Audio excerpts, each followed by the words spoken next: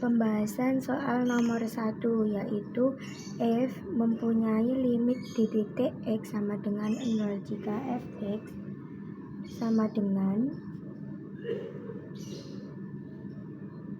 x plus 2 x kurang dari 0 dan x kuadrat x lebih dari sama dengan 0. Maka langkah pertama yaitu menentukan limit kiri dan kanan. Yang pertama yaitu limit kiri dan kanan. Limit fx x limit fx x mendekati 0 min sama dengan limit x plus 2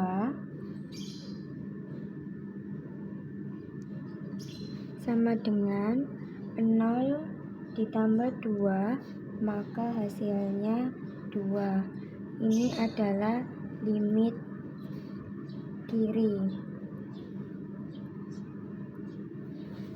Kemudian menentukan limit kanan, yaitu limit fx x mendekati 0 plus sama dengan limit x mendekati 0 plus x kuadrat sama dengan 0 kuadrat, maka akan menghasilkan 0. Ini adalah limit kanan.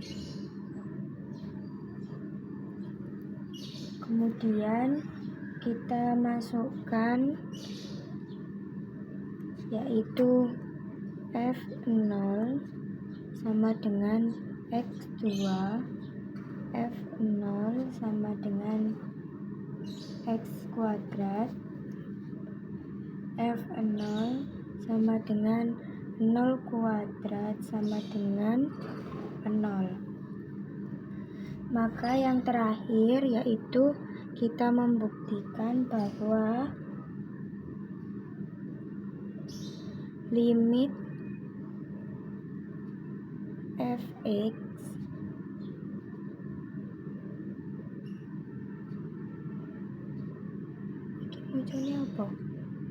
kita buktikan yaitu limit fx tidak sama dengan dari f0, maka fungsi dari f discontinue atau tidak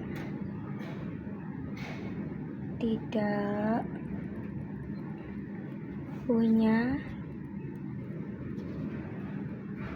limit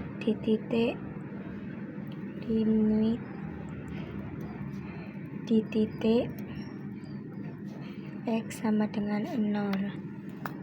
Selanjutnya yaitu pembahasan nomor 2, menentukan turunan dari dy per dx dari persamaan y sama dengan 3x pangkat 2 dalam kurung x pangkat 3 ditambah x pangkat 2 pangkat 5. Di sini kita menentukan u-nya yaitu 3x pangkat 2, kemudian u aksennya 3x.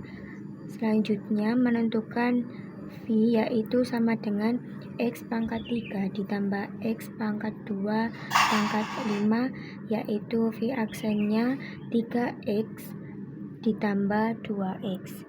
Selanjutnya kita masukkan yaitu menjadi 6x dikali x pangkat 3 ditambah x pangkat 2 pangkat 5 ditambah 3x pangkat 2 dikali 5 dikali dalam kurung x pangkat 3 ditambah x pangkat 2 pangkat 5 dikali 3x ditambah 2x. Ini dari rumus-rumus yang telah ditentukan tadi kemudian dimasukkan, maka diturunkan menjadi 6x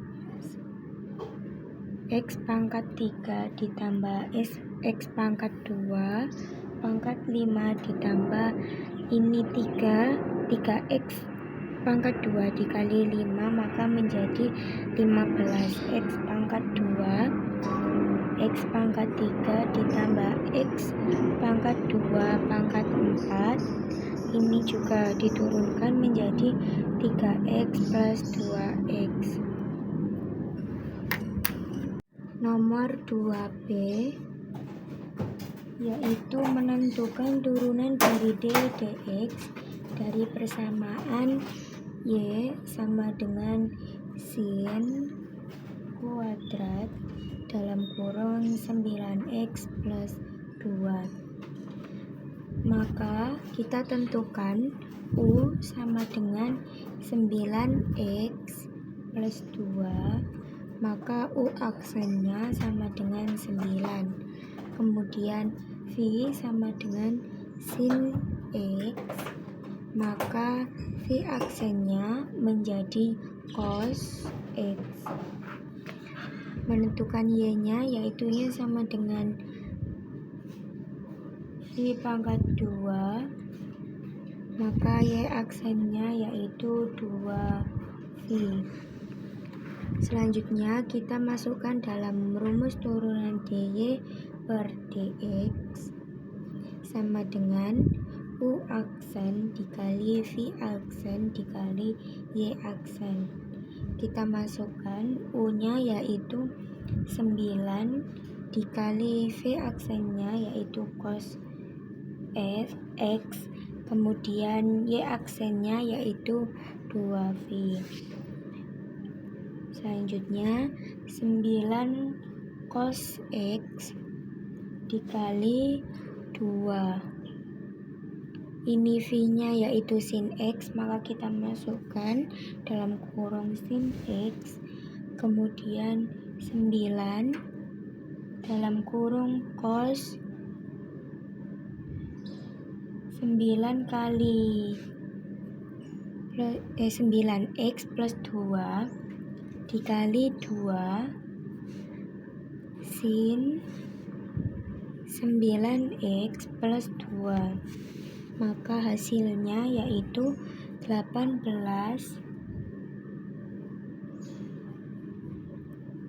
cos 9x ditambah 2 dalam kurung sin 9x tambah 2. Ini juga dalam kurung, maka ini hasil turunannya. Pembahasan soal nomor 3A yaitu menentukan rumus volume kotak dari Fx di mana terdapat selembar plastik bening yang bisa dipotong dan dilipat berukuran 50 cm x 50 cm dalam wadah yang berbentuk kubus. Kita tentukan rumus volumenya yaitu V sama dengan ini kita jadikan dua sisi menjadi S min 2X dikali S min 2X kali X. Maka rumus yang dihasilkan dari Fx yaitu S sama dengan 2X pangkat 2 dikali X. Kemudian nomor 3B yaitu menentukan volume maksimal dengan menentukan nilai X yang bersesuaian, yaitu kita menyesuaikan volumenya. Jadi nilai sisinya kita masukkan 50 cm min 2X pangkat 2 dikali 3 sama dengan 2500 dikurangi 200x plus 4x pangkat 2 dikali x. Hasilnya yaitu 4x pangkat 3 min 200x pangkat 2 plus 2500x.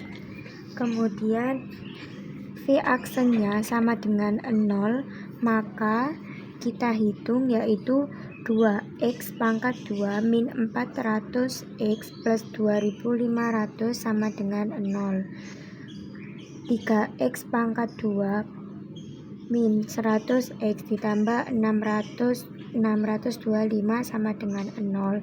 Ini kita faktorkan menjadi 3x min 25 dan x min 25 sama dengan 0. Hasil dari masing-masing faktornya yaitu 3x min 25 sama dengan 0, 3x sama dengan 25. Maka hasil x-nya yaitu 25/3, atau hasil dari pemfaktoran x sama dengan x min 25 yaitu sama dengan 0, maka x-nya sama dengan 25.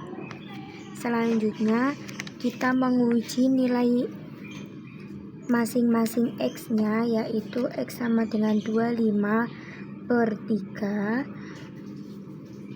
yaitu hasilnya 50 dikurang 2x sama dengan 50 dikurang 2x dikali 25/3.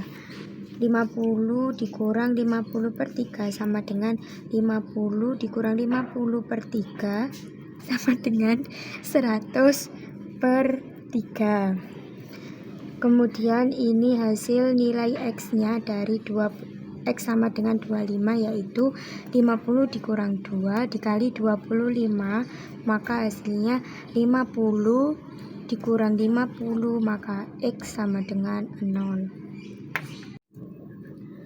Pembahasan soal nomor 4 yaitu menentukan integral setiap fungsi dari integral dengan batas 1 sampai 2 dalam kurung x kuadrat min x plus 1 dx sama dengan, kita pisahkan terlebih dahulu, yaitu menjadi 1 integral 1 sampai dengan 2 x kuadrat dx min integral 1 sampai dengan 2x dx plus integral 1 sampai dengan 2 1 dx. Setelah itu untuk mengubah x kuadrat menjadi sama dengan 0, kita kalikan dengan 1/3 x pangkat 3. Integralnya, batas integralnya kita pindah di ruas sebelah kanan, min 1/2 dikali x kuadrat sama, ini integralnya dipindah ruas di sebelah kanan, plus x, karena ini nilai satunya yaitu x integral 1 sampai dengan 2. Selanjutnya yaitu kita masukkan angka dari batasnya ini 1/1 menjadi 1/3. Yang pertama yaitu batas dari 2 pangkat 3 dikurang 1/3, batasnya tadi 1, yang bawah pangkat 3 dikurang 1/2 kurang 1/2, 2 dikali 2 pangkat 2 ditambah 1/2 dikali 1 pangkat 2 ditambah, ini karena nilainya x sama dengan 1, maka langsung saja 2 dikurang 1. Kemudian kita jumlahkan dengan hasilnya yaitu 8/3 min 1/3 min 2 plus 1/2. 2 kurang 1 sama dengan 1. Selanjutnya ini disamakan penyebutnya terlebih dahulu menjadi 6. Kemudian kita jumlahkan, yaitu 16 dikurang 2 dikurang 12 ditambah 3 ditambah 6. Jika dijumlahkan maka hasilnya yaitu 11/6. Jadi ini integral dari fungsi 1 sampai dengan 2x kuadrat min x plus 1 dx. 4b yaitu menentukan integral dari setiap fungsi. Ini integral tak tentu, yaitu x kuadrat sin x dx sama dengan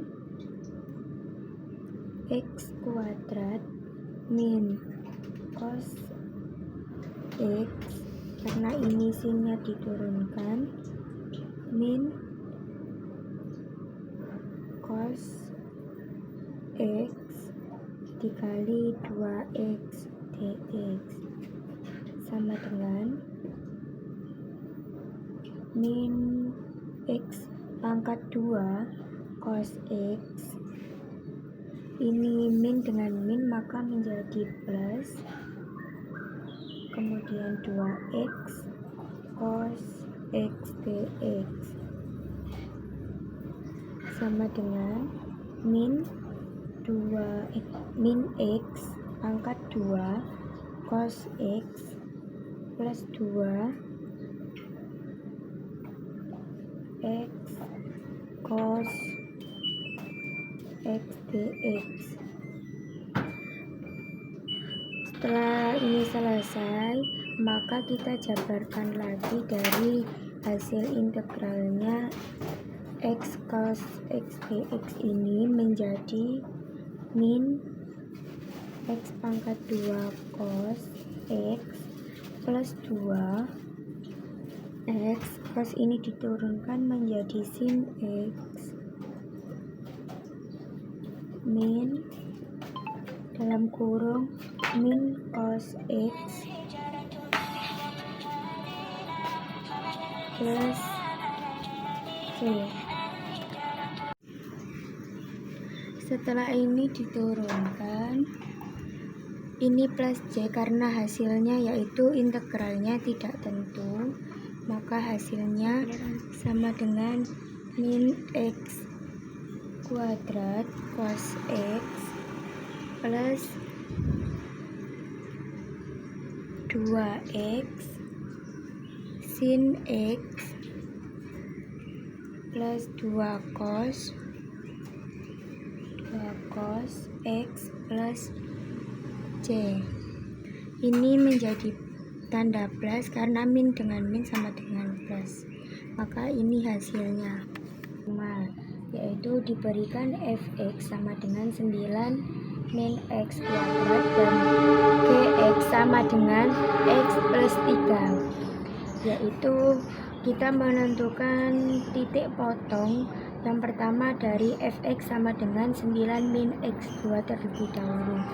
Titik potong sumbung x yaitu y sama dengan 0, y sama dengan 9 min x pangkat 2, 0 sama dengan 9 min x pangkat 2, x kuadrat sama dengan 9, x sama dengan akar dari 9 yaitu x sama dengan 3, maka x1 diperoleh min 3 dan x2 nya sama dengan 3, maka titik potong dari x1 yaitu min 3,0 dan titik potong dari x2 sama dengan 3,0. Selanjutnya yaitu Titik potong sumbu Y dari fx sama dengan 9 min x2, yaitu x sama dengan 0. Y sama dengan 9 min x kuadrat. Y sama dengan 9 min 0. Y sama dengan 9, maka diperoleh titik potongnya yaitu 0,9. Selanjutnya, menentukan titik potong dari nilai 9x sama dengan x plus 3. Titik potong dari sumbu x yaitu y sama dengan 0. Y sama dengan x plus 3. 0 sama dengan x plus 3. X sama dengan min 3, maka titik potong dari sumbu X yaitu min 3,0.